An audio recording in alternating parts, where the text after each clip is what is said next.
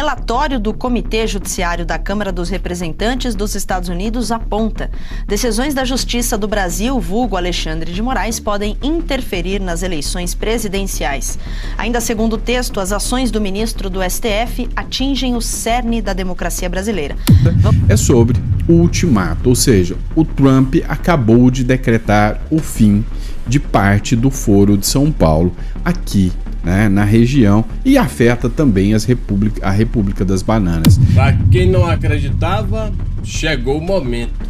Agora, os Estados Unidos, através do seu Departamento de Estado, se prepara junto ao Congresso para finalmente fazer uma incursão no Brasil. E eu não estou falando apenas de sanções financeiras. Eu estou falando de incursão de segurança. Eu estou falando de investidas de forças de segurança. Gente que tem pólvora na mão. Caso o governo Lula não qualifique o PC e o CV, Comando Vermelho, como grupos de terror, não haverá problema. Irão fazê-lo de forma unilateral. E acreditem, meus amigos, o planejamento para combater aquilo que eles chamam de ameaça regional oriunda do medo, do terror, já está pronto, preparado e vem pelo Paraguai. A entrada é brutal. No mês seguinte, o Partido dos Trabalhadores lançou um dossiê em seu site oficial, listando as polêmicas e as controvérsias de Alexandre de Moraes, chamado pelo partido de golpista.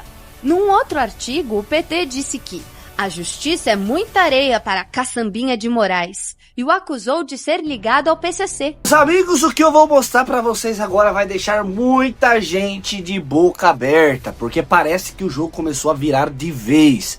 E não é força de expressão não, gente. Nos bastidores do poder algo muito grande está se movimentando, algo que não está sendo explicado nem mostrado em grandes mídias. É algo que realmente a mídia evita tocar e que pode mudar completamente o rumo do Brasil.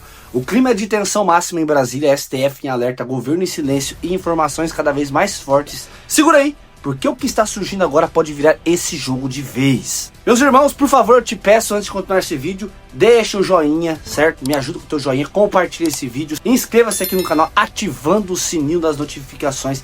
E sem mais delongas, bora para esse vídeo. Nós temos dois relatórios aqui para analisar para nossa audiência, né? O primeiro deles, começando então por esse que aparece na nossa tela, que a nossa direção gentilmente disponibiliza, que é do Comitê Judiciário, que, fazendo uma tradução, Tawane, para as pessoas terem uma ideia do que se trata, nós poderíamos dizer que é a CCJ deles, né? A Comissão de Justiça lá da nossa Câmara no Brasil seria a americana. Então, este relatório traz aí informações, já tínhamos duas partes, né? É um relatório que traz muito do que já foi divulgado, inclusive lá nos Estados Unidos, desde 2024, e agora incluindo também algumas ações do ministro Alexandre de Moraes, por exemplo, entre setembro de 2025 e recentemente agora, fevereiro, março de 2026. Inclusive o relatório cita que algumas dessas ações foram contra Eduardo Bolsonaro, irmão do Flávio Bolsonaro, segundo o próprio relatório, que vive nos Estados Unidos e que é irmão justamente do Flávio, que lidera as pesquisas eleitorais no Brasil. Algumas pesquisas, lidera as pesquisas. Então o relatório ele traz elementos que nós já conhecíamos, que a Justiça, essa mesma comissão já conhecia, mas também anexa aí que quase que mandando um recado: olha, o ministro Alexandre de Moraes continua tomando algumas ações aqui que nós achamos que, como bem você disse, ferem a democracia como um todo, né? Fere o processo dentro do Brasil.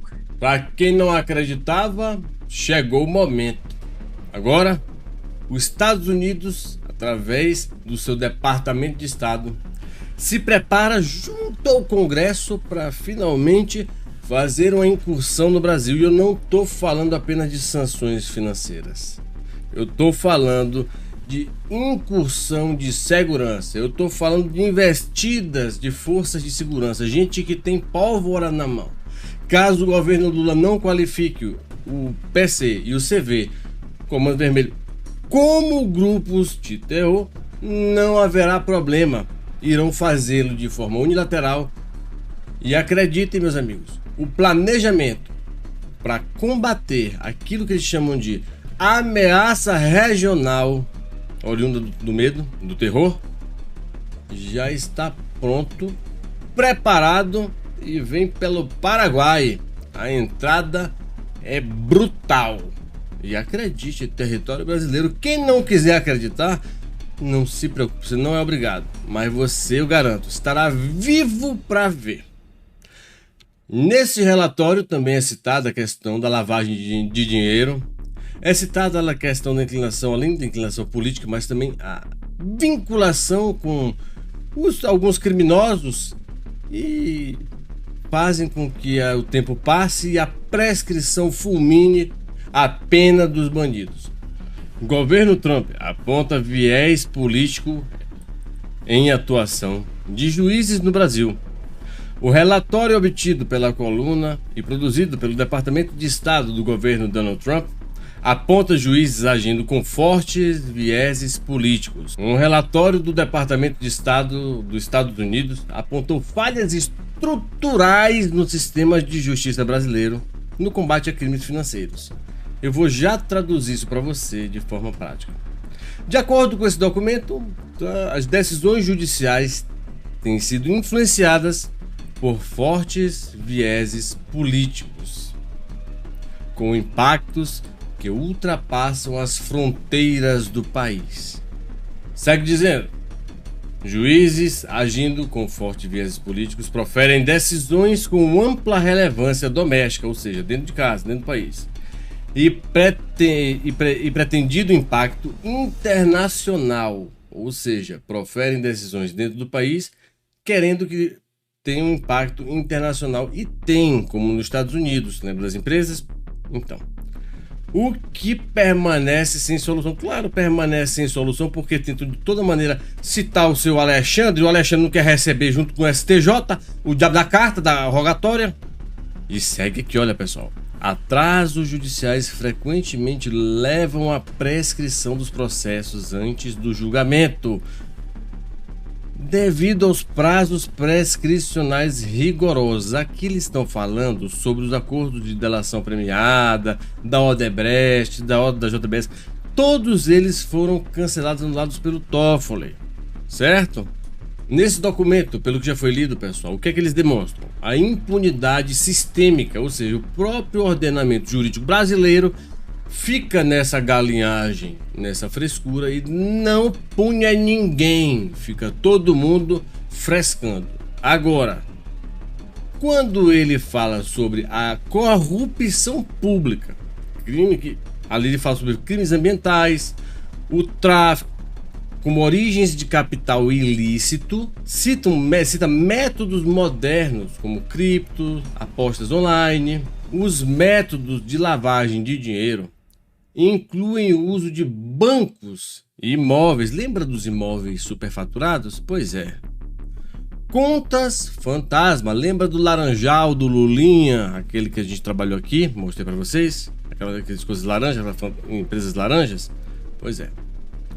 Paraísos fiscais estrangeiros, as offshores, ilhas virgens, para onde, por acaso, o Toffoli mandou 35 milhões, só por exemplo. E outras tantas como no Panamá e China. Apostas online e criptomoedas. Nós tivemos aí episódios muito curiosos, inclusive um cassino dentro do Taiaiá. Não é online, mas é aposta. Redes financeiras informais. Opa, aqui que é o pulo do mingau. O que é que rola, meu amigo? Vamos guardar aqui. Redes financeiras informais. Vendas de carro, lembra os carros de luxo? Gado, cavalos de corrida, obras de arte. Só tinha um Picasso, meu irmão. Um Picasso. O Randolph ficou louco. Um Picasso com o Daniel Vorcaro. 100 milhões de prata, meu irmão, de dólares. Perdão, de reais. E outros bens de luxo, como jato, cacete A4. Redes financeiras informais. O que é que ele está falando aqui?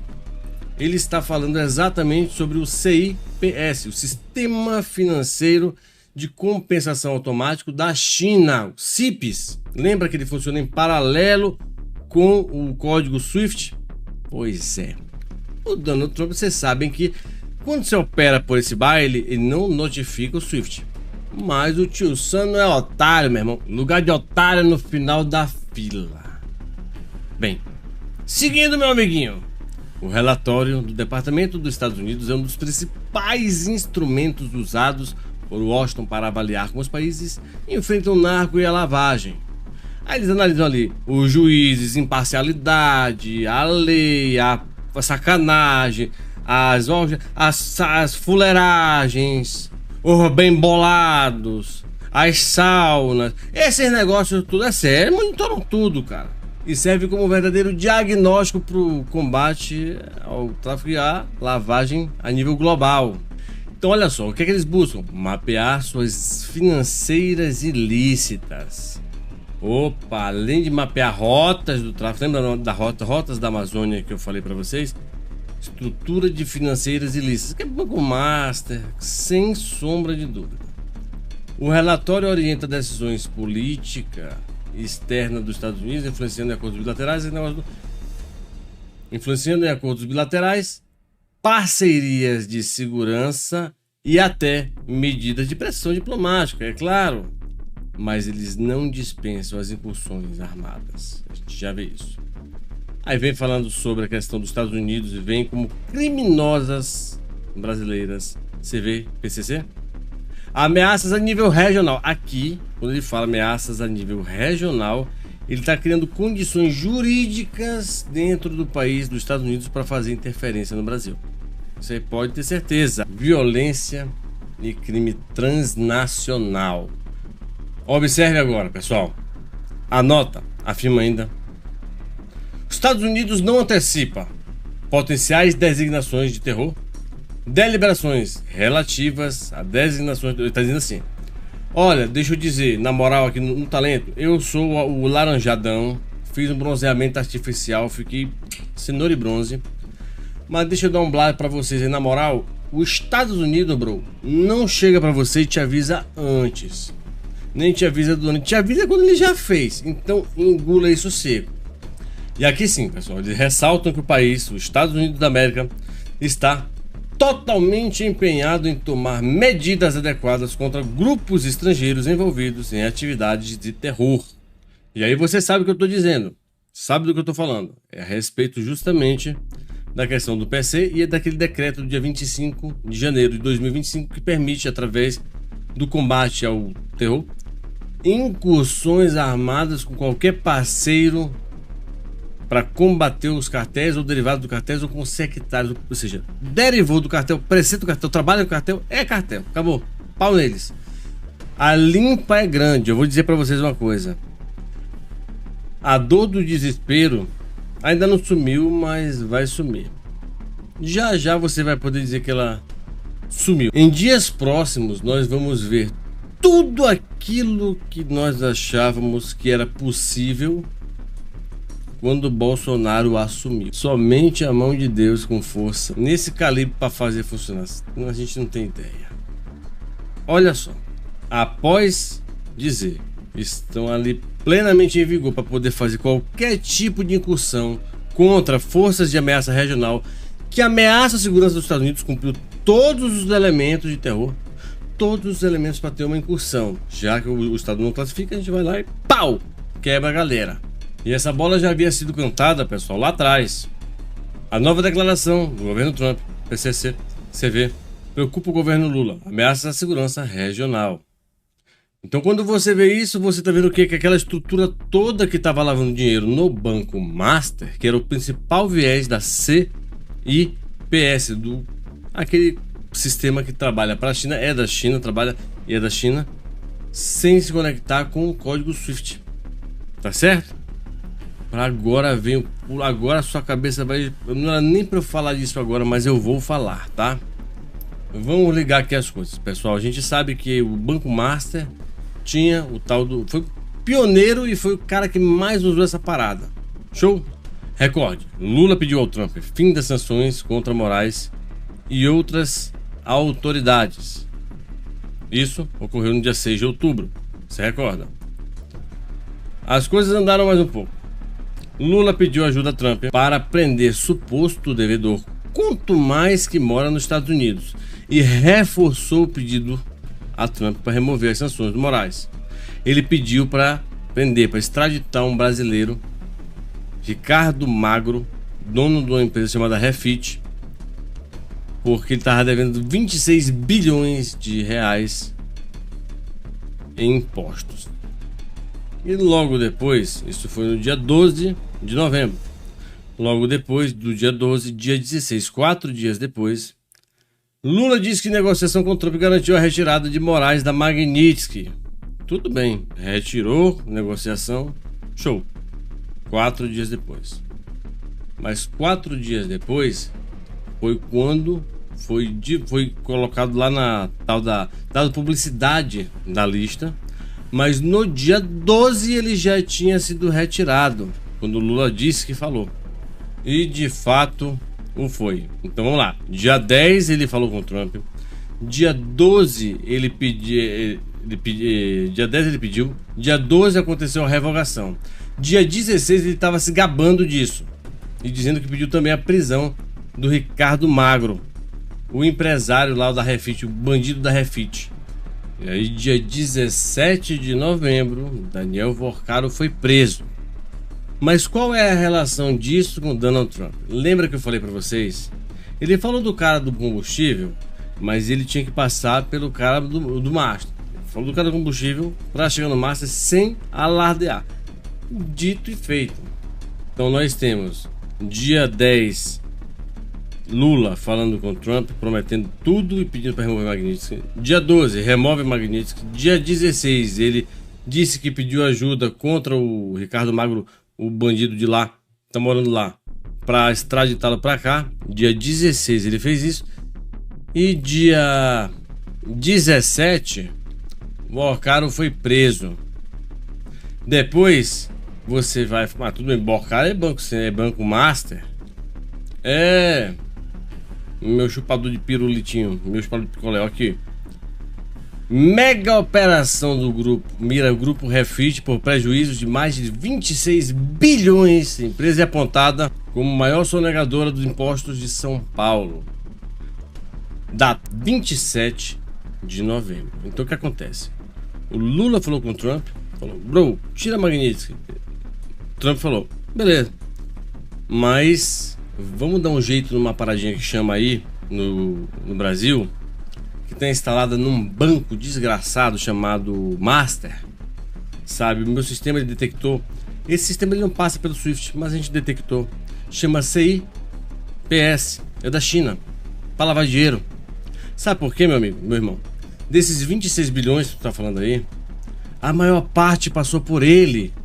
Pra ir lá pros bancos asiáticos, a gente não tem controle daquela porcaria. Virou Yuan, acabou, virou aquele nojo, aquele mundo do cacete. Acabou. Até dá, mas a gente tem muita coisa pra fazer, não dá pra ficar rastreando. Então assim, pra pegar esse cara da Refit, vamos pegar o cara do Master. Pegaram o cara do Master. Depois que pegaram o cara do Master, pegaram o cara da Refit, achando que o da Refit tinha sonegado mais, tinha dado maior prejuízo, 26 bi. Pois é, ele era da máfia do combustível, não recolhia impostos. Adivinha para quem ele passava? Para Reag, que trabalhava com o Banco Master, e para o Banco Master. Fez aquelas notinhas de compra lá de fora de empresa fantasma, para dentro, justificou a saída do dinheiro, arremessou lá para fora, ficou com a parte dele, blau. Eu tô dizendo para você que tanto a empresa do Lulinha, aquela que ele era conselheiro, tanto quanto o próprio Banco Master, tanto quanto a própria Refit, venda de combustíveis, todos estão envolvidos dentro de lavagem de dinheiro. Esse é certamente o rosto mais polêmico do direito brasileiro nessa década. E a sua ascensão até essa posição foi indiscutivelmente meteórica. Aos 22 se formou na Faculdade de Direito da USP. Aos 23 virou promotor de justiça. Aos 30 se tornou doutor. Aos 33 foi empossado o mais novo secretário da Justiça da história do estado de São Paulo, nomeado pelo então governador Geraldo Alckmin. Aos 37 virou uma espécie de supersecretário municipal de transportes de São Paulo, na gestão Kassab, acumulando uma série de funções, cuidando da iluminação da cidade à coleta do lixo. Aos 46, assumiu a Secretaria Estadual de Segurança Pública de São Paulo, outra vez nomeado por Alckmin. Aos 47, virou ministro da Justiça do Brasil. E aqui cabe um asterisco. Alexandre alcançou essa posição graças a um episódio curioso envolvendo esse telhadista autônomo, um personagem aleatório da história do Brasil chamado Silvonei José de Souza. Em abril de 2016, às vésperas da cassação de Dilma Rousseff, Silvonei obteve acesso a todos os dados sincronizados na conta do iCloud, arquivos como fotos e backups das mensagens do WhatsApp da então primeira-dama Marcela Temer. Com esses arquivos em mãos, Silvonei passou a chantagear Marcela, exigindo R$300 mil para não divulgar um material que, segundo ele, jogaria o nome de Temer na lama. Ameaçou de forma especial publicar um vídeo onde a primeira-dama admitia que seu marido tinha um marqueteiro, Arlon Viana, que cuidava da parte suja do trabalho em Brasília. A força-tarefa que apurou o caso envolveu 5 delegados, 25 investigadores e 3 peritos, com direito a escutas telefônicas em tempo real. Uma figura importante empenhou todos os esforços para tornar a operação bem-sucedida: o então secretário estadual de Segurança Pública de São Paulo, Alexandre de Moraes. Silvonei foi capturado, preso e condenado a 5 anos, 10 meses e 25 dias de prisão em regime fechado, pelos crimes de extorsão e estelionato. O episódio foi decisivo para Alexandre ganhar a confiança de Temer e ser nomeado ministro da Justiça do Brasil.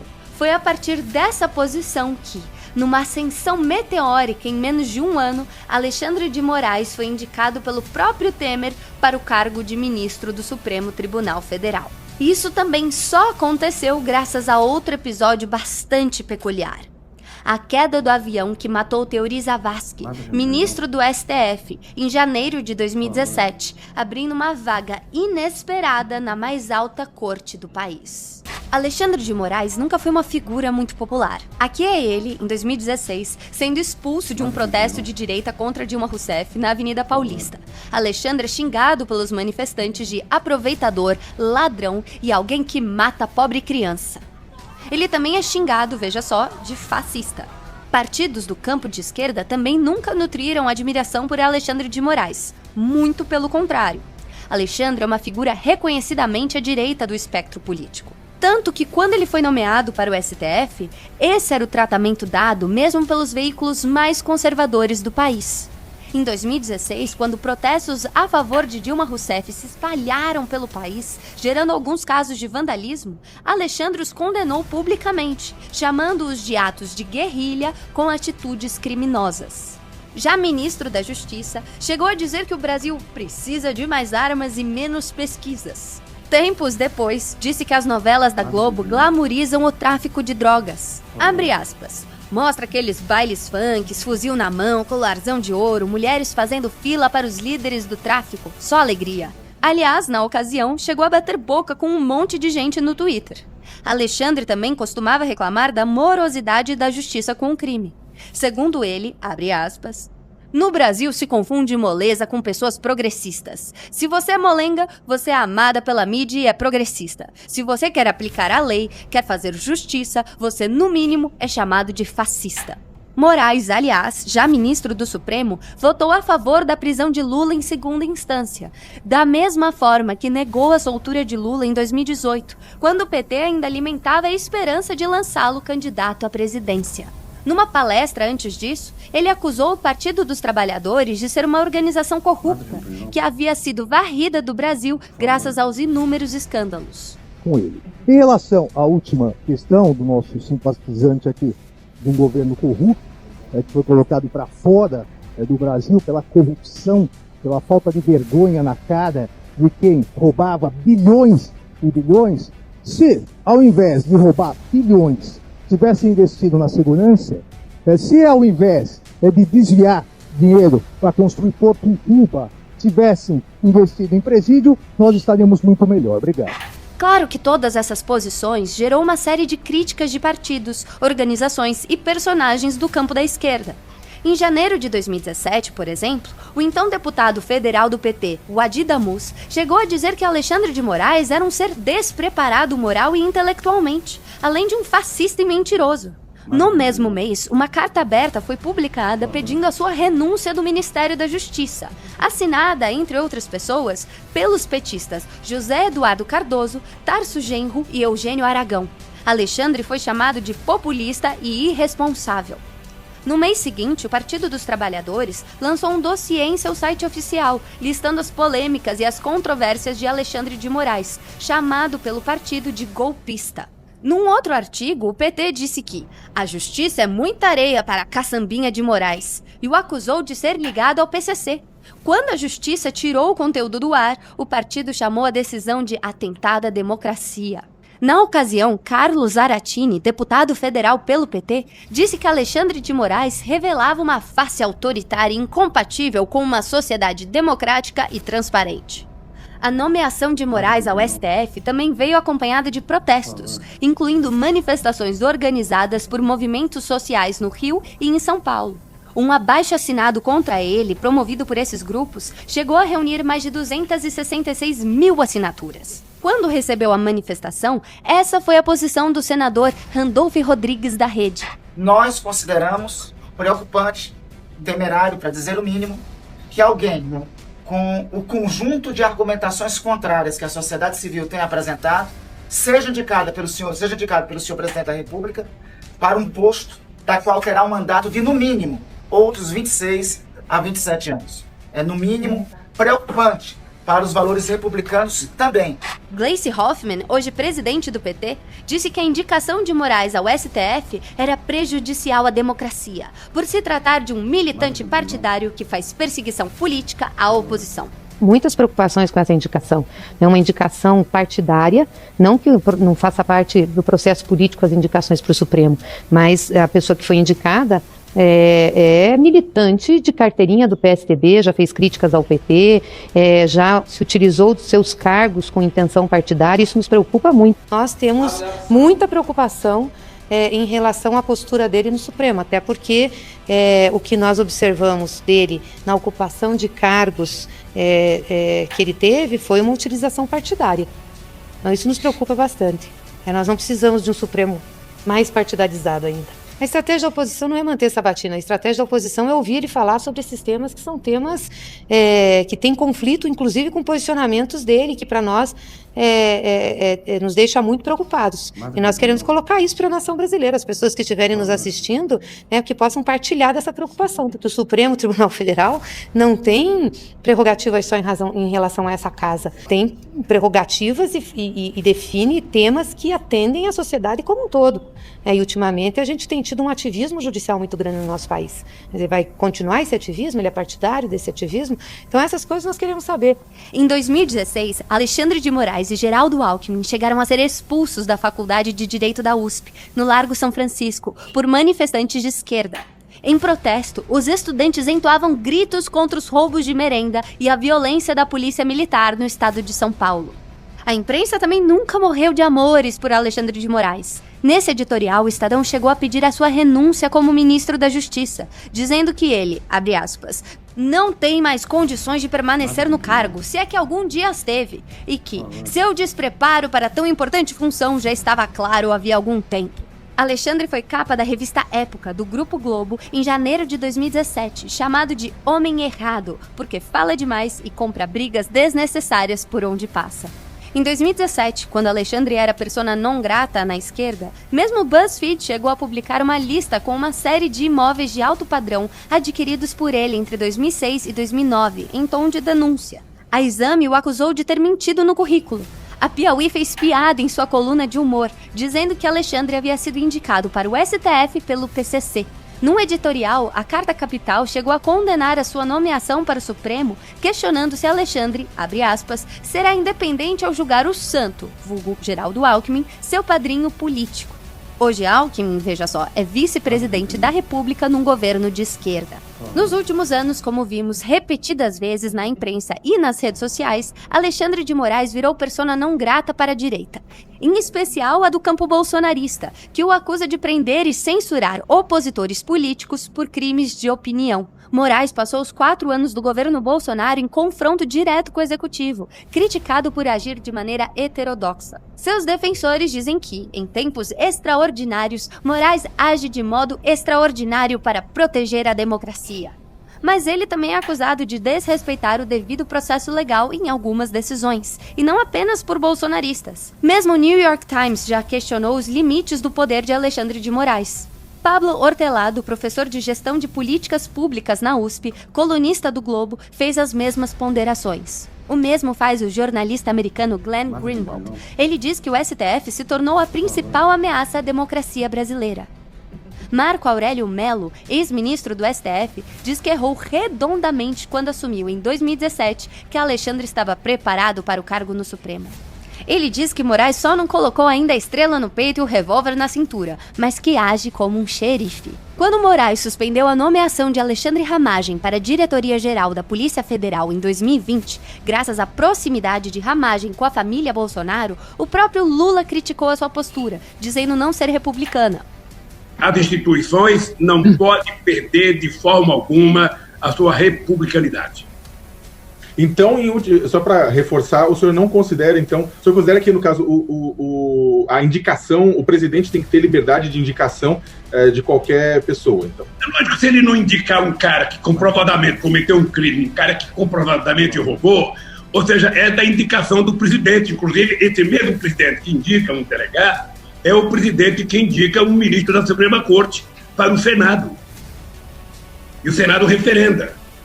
Você percebe? Eu acho que eu não sei qual é o crime que o delegado cometeu. Sabe? Eu não sei. Se ele cometeu algum crime, algum desvio, algum ilícito, obviamente que ele não poderia mesmo assumir a delegacia. Mas é preciso que a gente seja preciso, porque um dia você pode ser presidente da República, Sakamoto. E você pode querer indicar uma pessoa que você conheça para um cargo e alguém vai dizer que não pode indicar. Então que a pessoa prove que o delegado tem um crime cometido, tem um ilícito. Aí sim, ele está correto. Antes do Supremo, Alexandre de Moraes sempre assumiu desaprovar a rota de colisão entre poderes em Brasília. Na própria sabatina para a vaga no STF e no Senado, ele chegou a criticar o ativismo judicial, dizendo que potenciais conflitos entre os poderes devem ser resolvidos em uma aplicação equilibrada e harmônica do princípio da separação de funções estatais. Muitos anos antes, ainda em 2008, numa entrevista para o site Consultor Jurídico, ele foi enfático sobre a questão. O Judiciário, por meio do Supremo Tribunal Federal, fica responsável por interpretar a Constituição. Pode extrapolar de vez em quando, mas, se isso acontecer sempre, vai haver uma guerrilha institucional. Se o Judiciário começar a interferir muito nos outros dois poderes, estes passam a não cumprir mais as decisões judiciais e o Judiciário perde sua legitimidade. Descrito por auxiliares como centralizador, detalhista, rígido, vaidoso e por vezes truculento. Para muitos, um ministro do Supremo que mais parece um delegado à frente de uma ação policial, Alexandre de Moraes sempre foi obcecado por outro Alexandre, nascido há mais de 2000 anos, o conquistador Alexandre o Grande, rei da Macedônia, Shah da Pérsia e faraó do Egito. Admitiu ler tudo o que pôde sobre o personagem histórico, um homem indiscutivelmente de grandes feitos, inclusive o de nunca ter perdido uma batalha. Hoje, após a ascensão meteórica ao topo da justiça, esse também parece o retrato de Alexandre de Moraes em Brasília. A de um sujeito invencível, acostumado a travar e vencer grandes batalhas, cada vez mais acostumado a aumentar seu território nos círculos de poder. A dúvida que fica é, até quando? Agora eu quero ouvir de você sem filtro. Bolsonaro deveria estar elegível e disputando as eleições de 2026? Ou você acha normal ele estar preso enquanto outros, cercados de denúncias, seguem no poder? Se não há nada a esconder, por que tanto medo de investigação? O Brasil, será que está encaminhando para um modelo parecido com a Venezuela se realmente Lula ganhar em 2026? Comenta aqui embaixo. E se não quiser escrever muito, comenta só 22 que eu vou entender a sua posição.